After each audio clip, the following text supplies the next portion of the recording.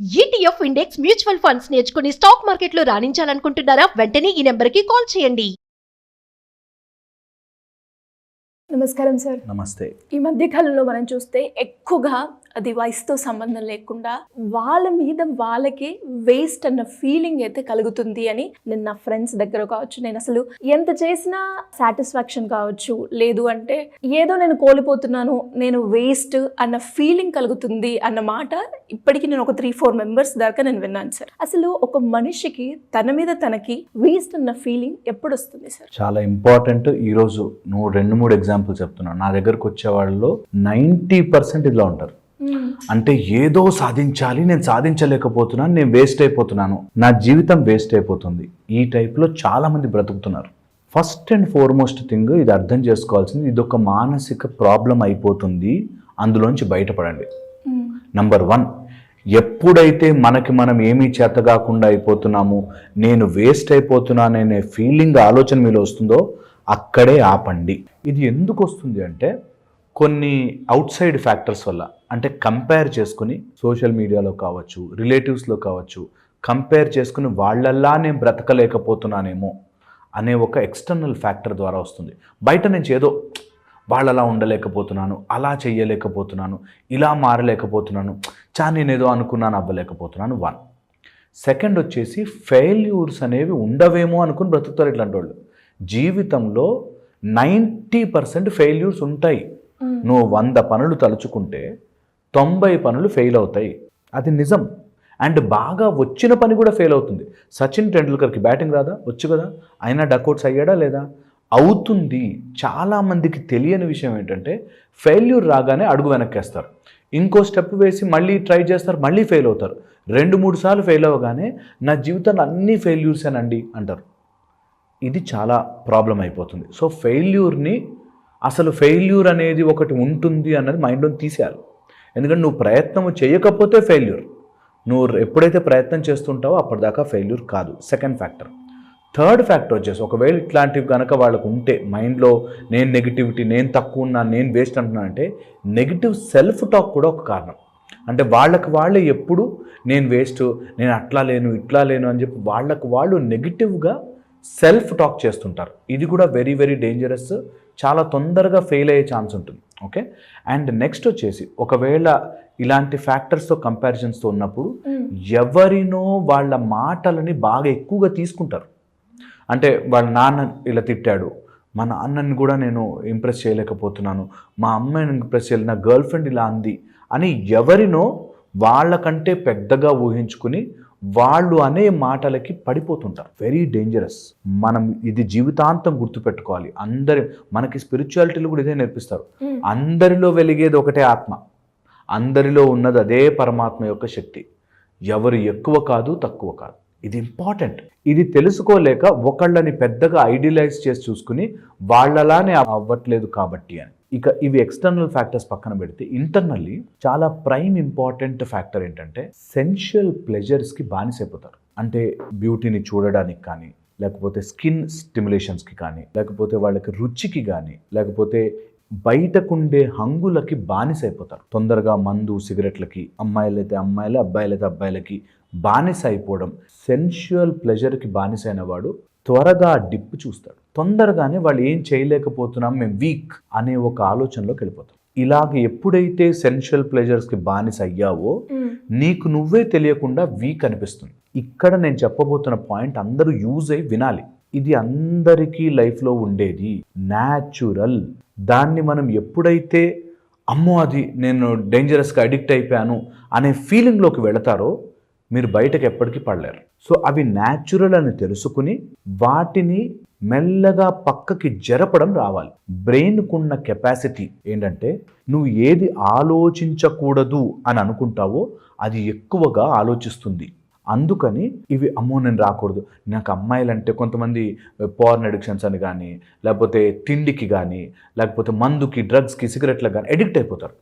Addict అయిపోయి అది లేకపోతే నేనేమైపోతానో అనే భయంతో చేసి మళ్ళీ ఆ మందు, సిగరెట్ చేసినందుకు గిల్టీ ఫీల్ అయ్యి నేను లైఫ్లో ఏం చేయలేకపోతున్నాను, నేను వీక్, నేను వేస్ట్, నా లైఫ్ ఇంతే, ఆర్ బద్ధకము, లేజినెస్ వచ్చేస్తుంది. నేనంటాను ఇవి న్యాచురల్ ప్రాసెస్. దీన్ని స్లోగా మీ నుంచి ఎలా అయితే మనము బియ్యము గింజ పైన పొట్టు ఒలుస్తామో అలాగా పైనుంచి తొక్క తీసిన నీట్గా ఒలిచి పక్కన పడేయాలి. ఇది ఇంపార్టెంట్. దాన్ని ఫోర్స్ఫుల్గా మన అరటిపండు తీయాలంటే మనం గట్టిగా పిండేము, మెల్లగా తీయాలి. అలాగే వీటిని అర్థం చేసుకోవాలి. ఈ సెన్షువల్ ప్లెజర్స్ మిమ్మల్ని ఆక్యుపై చేస్తున్నాయంటే మెల్లగా వాటి నుంచి సెపరేట్ అవ్వాలి. ఒకవేళ అలా సెపరేట్ అవ్వాలి అనుకుంటే అది కోపము కావచ్చు, వ్యసనము కావచ్చు, లేకపోతే ఏదైనా అలవాటు కావచ్చు, ఏదున్నా సరే ఈ సింపుల్ రూల్ ఫాలో అవ్వండి, హెల్ప్ అవుతుంది. ఓకే, నంబర్ 1, వాటిని చిన్నగా చేసి చూడండి. అలాంటి కోరిక ఏదైనా వస్తే అది లేకపోతే ఇప్పుడు ఏమైపోతానో అనేది రాకూడదు. కోరికని చిన్నది చేయాలి. అది ఇక్కడే ఉంటుంది. ఇప్పుడు కాకపోతే రేపు. ఒక అబ్బాయి నా దగ్గరికి వచ్చాడు, మ్యాచ్ ఉంది, నెక్స్ట్ డే ఎగ్జామ్ ఉంది, ఐపీఎల్ మ్యాచ్ చూడాలి, ఎగ్జామ్ ఉంది, ఐపీఎల్ గుంజుతుంది సార్, మైండ్ కంట్రోల్ చేసుకోలేకపోతున్నా అన్నాడు. అంటే ఇది దేనికైనా అప్లై చేసుకోవచ్చు. ఐపీఎల్ అంటే కొంచెం వినడానికి చూడడానికి బాగుంటుందని ఎగ్జాంపుల్ తీసుకున్నా. మీరు దేనికైనా పెట్టచ్చు. ఓకే, అలా మిమ్మల్ని ఫోర్స్ చేసే ఒకటి ఉంటుంది, మీ జీవితంలో ఉపయోగపడేది ఒకటి ఉంటుంది. నేను అంటాను, మీరు జీవితంలో ఉపయోగపడేది మీకు లైఫ్ టైం యూజ్ అయ్యే దాని మీద ఫోకస్ పెట్టాలి అంటే దీన్ని చిన్నది చేయాలి. ఐపీఎల్ మ్యాచ్ తర్వాత యూట్యూబ్లో రికార్డింగ్ వచ్చినా చూడొచ్చు. ఐపీఎల్ మ్యాచ్ రేపొద్దున హైలైట్స్ కూడా చూడొచ్చు 5 సెకండ్స్లో. ఇప్పుడు దాన్ని నేను పెద్దది చేసుకుంటే నా జీవితాంతం ఎవడో ఒకటి కింద పని చేసుకుంటూ బతకాలి అన్నది మనం రియలైజేషన్లోకి తీసుకురావాలి. ఇది బై ప్రాక్టీస్, ఇది ఒకసారి కాదు, కొన్ని రోజులు మనని గుంజుతుంది. తర్వాత that neuronal change will happen and you will realize ఐపీఎల్కి అంత సీన్ లేదమ్మా, చిన్నది చేసేయచ్చు. ఆ అమ్మాయికి అంత సీన్ లేదమ్మా, చిన్నది చేసేయచ్చు. వాడికి అంత సీన్ లేదమ్మా, చిన్నది అయిపోతాడు వాడు. నేను ఇంపార్టెంట్, నా జీవితాన్ని బెటర్ చేసుకోవడం ఇంపార్టెంట్ అని మనం రియలైజ్ అయిన రోజున ఇవన్నీ సెన్షువల్ ప్లెజర్స్, ఇవన్నీ కోపము, వీక్నెస్, బలహీనతలు అన్నిట్లా చిన్నవైపోతాయి.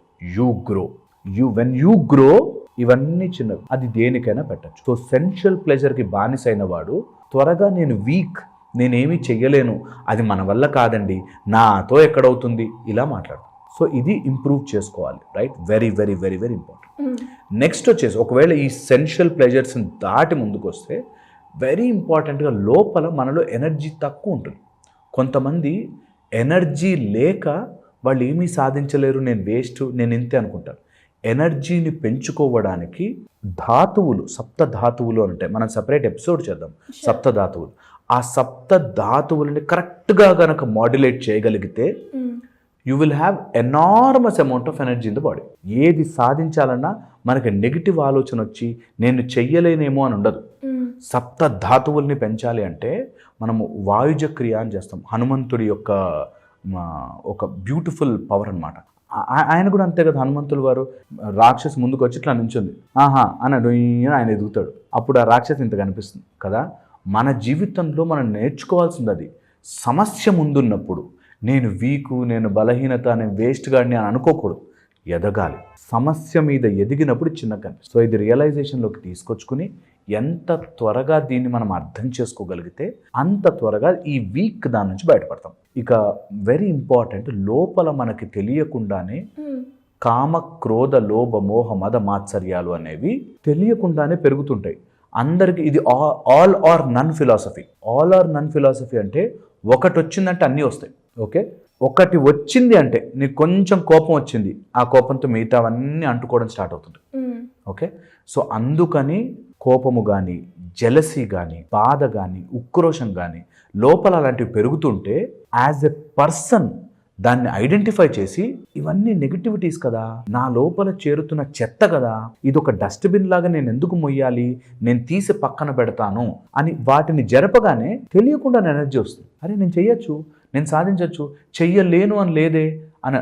అలాంటి వాళ్ళకి త్వరగా గుడ్ ఎగ్జాంపుల్స్ దొరుకుతాయి, గుడ్ కాంటాక్ట్స్ దొరుకుతాయి, గుడ్ కంపెనీ దొరుకుతుంది, ఫ్రెండ్స్ మంచి వాళ్ళు దొరుకుతారు. ఇదంతా ఒక కనెక్షన్. ఇది కలిస్తే అది కలుస్తుంది, అది కలిస్తే అది కలుస్తుంది. అలాగా నిజంగా మనం వీక్గా ఉన్నాం, బేకార్గా ఉన్నామంటే నీ చుట్టూ పర్సోనా చూసుకోవాలి, నీ చుట్టూ ఉండే ఆరాని చూసుకోవాలి. నేను ఎందుకు ఇలా ఆలోచిస్తున్నాను, నేను దేని విషయంలో స్టక్ అయిపోయి ఉన్నాను, నాకు ఎప్పుడో జరిగిపోయిన బాధ గుర్తుకొస్తుందా, ఎవరి మీదో కోపం గుర్తుకొస్తుందా, ఏంటి అన్నది మనం రియలైజ్ అవుతాం. ఇలా రియలైజ్ అయితే డెఫినెట్లీ ముందుకు వెళ్తాం. అలాంటి వాళ్ళు వీక్ అని ఫీల్ అవ్వరు. And perfectionism is a disease. అన్నీ కరెక్ట్గా ఉంటే బిజినెస్ చేద్దాం. బిజినెస్ అండి మనతో డబ్బులు ఎవరు ఇస్తారండి? డబ్బులు ఇచ్చేసి నీకు బిజినెస్ ఐడియా ఇచ్చేసి కోట్లు సంపాదించి పెడితే నువ్వు కూర్చొని చూస్తావా? ఏమి ఎవరు ఇవ్వరు. మనం చెయ్యాలి. ఏది పర్ఫెక్ట్గా ఉండదు, స్టార్ట్ చేయాలి. సో మీరు ఈ రోజు కనుక ఏదైనా అనుకుంటే మీరు వీక్ కాదు, మీరు స్ట్రాంగ్. మీరు ముందుకు వెళ్ళండి. మీతో పాటు సూర్యుడు ఉంటాడు ఎప్పుడు సాక్షిభూతంగా. మీ లోపల సూర్యుడిని వెలిగించండి, మీ లోపల హనుమంతుని శక్తి వెలిగించండి. మీరు ముందుకు వెళ్ళండి. ఆటోమేటిక్ అన్నీ తగులుతాయి, ఆటోమేటిక్ అన్నీ వస్తాయి.